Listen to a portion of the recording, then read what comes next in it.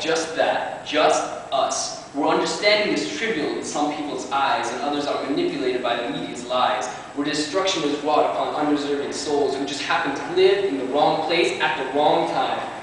This is a world where hate is a constant feeling, and so many are at ease, unwilling to change. They do what they please, accepting the world as it is, thinking it won't change, that it can't change. And we're stuck where we are, here in our social space, asking to be heard, begging for a place where we can be who we are freely.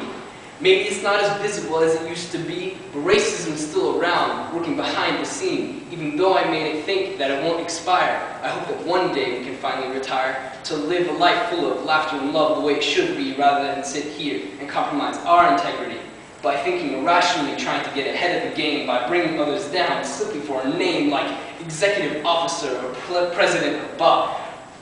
And we corrupt when we get there, thinking we're above the law. So tell me, how can we hope for a sort of positive change if we treat one another like this, like animals deranged, thinking all we need to do is be with our kind, raise our own flags, and leave the others behind? Instead of killing one another, we've got to kill the hate, because in these situations we all suffer, and no one has the right to measure the worth of another. Sister, brother, we may not be related nor look or act the same. I may not be from your land, but I feel your pain. The pain of being silenced, infantilized by society. Only real infants that can't speak aren't held back by propriety.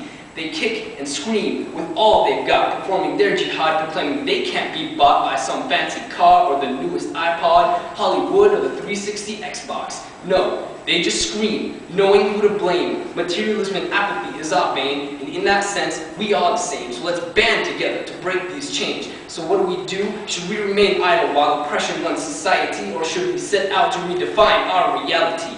Simply to remain in our endless sleep, or hold them accountable for what they keep, allow them to keep to their destructive ways, or finally put an end to their corrupted days. We must choose. So choose to wake up, to rise above the past and finally claim what is ours, our right to live, our natural right to live, our God-given right to live, breathe, and be free, to move by our ward, to only our accord, to speak and finally be heard, because as minorities, we are the majority of the world, and if we work together, we can change it for the better.